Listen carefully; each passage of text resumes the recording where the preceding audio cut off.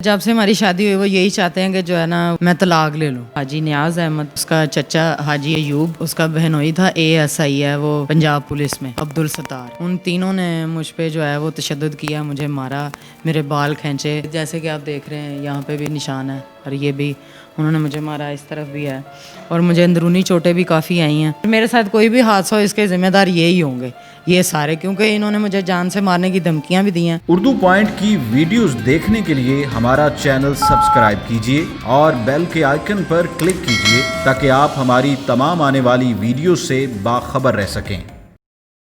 अस्सलाम वालेकुम, उर्दू पॉइंट में खुश आमदीद। मैं हूं आपका मेज़बान उस्मान बट।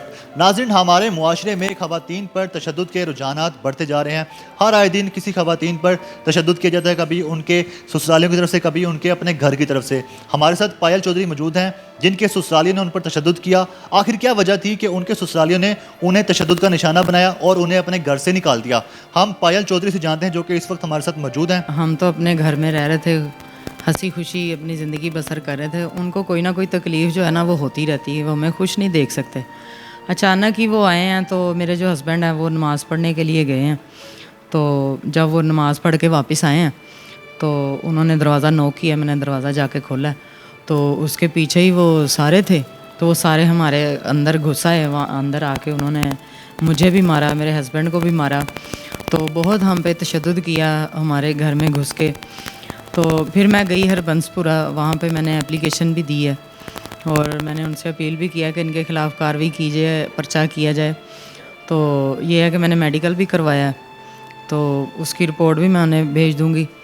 तो इसके अलावा ये है कि वो ना मेरी जो गाड़ी थी 313 होंडा स्विक थी, वो भी मुझसे छीन के ले गया उसका चाचा। उसका अब्बू था हाजी नियाज अहमद और उसका चचा हाजी अयूब और उसका बहनोई था ASI है वो पंजाब पुलिस में, अब्दुल सत्तार, वो भी था। उन तीनों ने मुझ पे जो है वो तशद्दुद किया, मुझे मारा, मेरे बाल खींचे, मेरे जो मैंने पहले कपड़े पहने थे वो सारे फटे हुए थे।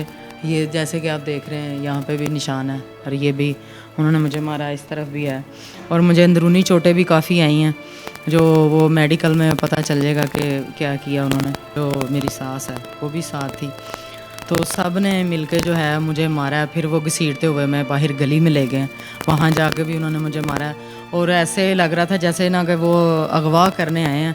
तो गाड़ी के अंदर जो है हमें धकेला उन्होंने, तो ज़बरदस्ती करने की कोशिश कर रहे थे। मेरा सर गाड़ी में मारा, शीशा जो है वो टूट गया। तो इस तरह का उन्होंने मेरे साथ तशद्दुद किया है। तो इस तरह के वाक़यात जो पेश आ रहे हैं औरतों के साथ, पहले भी आर्टिस्टों के साथ ऐसे वाक़यात पेश आए हैं।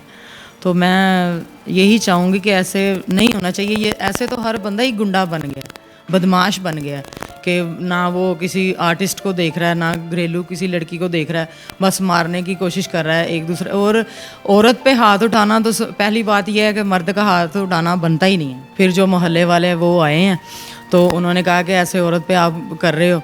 फिर उन्होंने कॉल की 15 पे कॉल की, तो जब पुलिस आना शुरू होगी तो वो भाग गए गाड़ी लेके।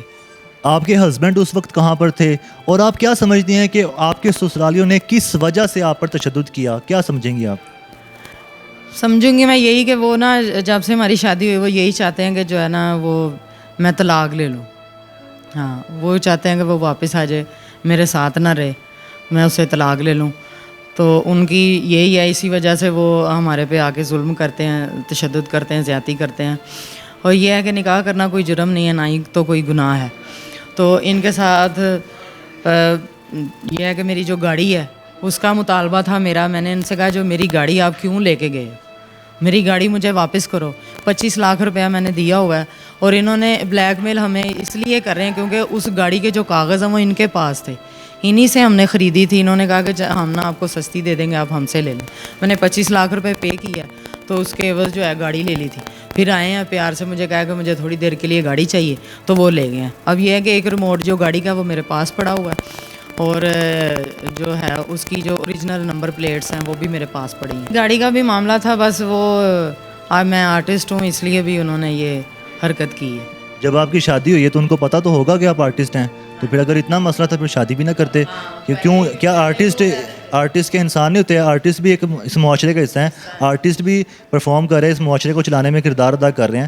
کیا وجہ آرٹسٹ سے لوگ کیوں اتنا چڑ کھاتے ہیں, کیوں دیکھنے آتے ہیں پھر لوگ, اگر ایسی بات ہے تو؟ ہاں یہ ہے کہ میں یہی کہتی ہوں کہ آرٹسٹ کا بھی مقام ہونا چاہیے اس دنیا میں. آرٹسٹ جو ہیں وہ پاکستان کا اثاثہ ہیں, پوری دنیا کا اثاثہ ہیں. ہم لوگوں کو ہنساتے ہیں, تفریح دیتے ہیں, اور ہم بھی پاکستان کے بزنس کا ایک حصہ ہیں. تو ہمیں لوگ ایسا کیوں سمجھتے ہیں, ہمیں کیوں نہیں انسان سمجھتے, یا ہماری کوئی رسپیکٹ نہیں ہے, یا ہم معاشرے میں ہمارا کوئی مقام نہیں ہے. انہیں ہمیں بھی رسپیکٹ دینی چاہیے, ہمارا بھی مقام ہے اس معاشرے میں. اور ان کا منہ توڑ جواب دیں گے تو یہ لوگ پھر ہی ہٹیں گے, پھر ہی باز آئیں گے. ہم لوگ فنکاروں پہ ظلم ہوتا ہے, ہم لوگ چپ کر جاتے ہیں, برداشت کر لیتے ہیں کہ کوئی بات نہیں, ظلم ہو گیا تو کوئی بات نہیں. ہم لوگ تو اپنے آپ کو خود ہی اتنا ڈیگریڈ کر لیتے ہیں کہ کوئی بھی ہم پہ ظلم کر لے. تو اس لیے میں نے آواز اٹھائی ہے کہ جو ہے یہ ظلم جو ہے یہ بند ہونا چاہیے. یہ گنڈا گردی جو ہر بندہ اٹھ کے گوار سا اٹھ کے آ جاتا ہے کہ جی میں بڑا پہلوان ہوں تو میں بڑا بدماش ہوں.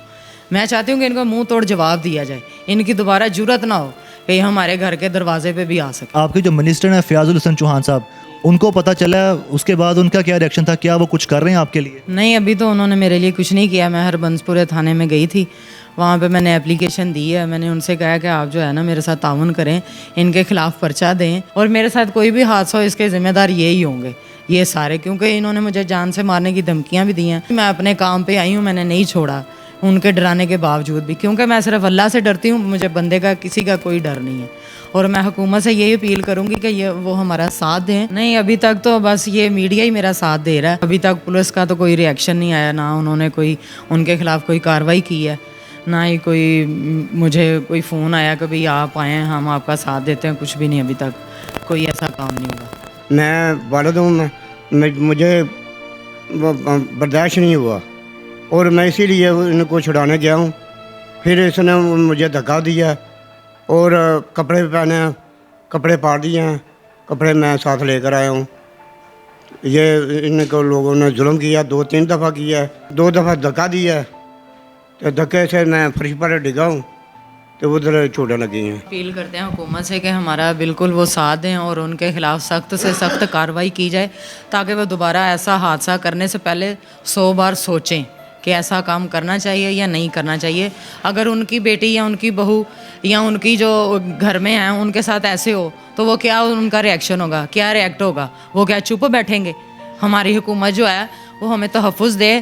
پلیز ہماری اپیل ہے عمران خان صاحب سے کہ وہ ہمارا تحفظ کریں. فیاض الچوہان صاحب سے بھی اپیل کرتی ہوں کہ وہ بھی ہمارا ساتھ دیں, قانونی کارروائی کریں ان کے خلاف. جو میرے سسرالی ہیں انہوں نے میرے گھر میں آ کے میرے پہ تشدد کیا ہے اور مجھے مارا ہے, میرا پیٹا ہے, میرے باپ کو بھی مارا ہے. تو میں اپیل کرتی ہوں کہ پلیز ہمارا ساتھ دیں, ان کے خلاف قانونی کارروائی کی جائے.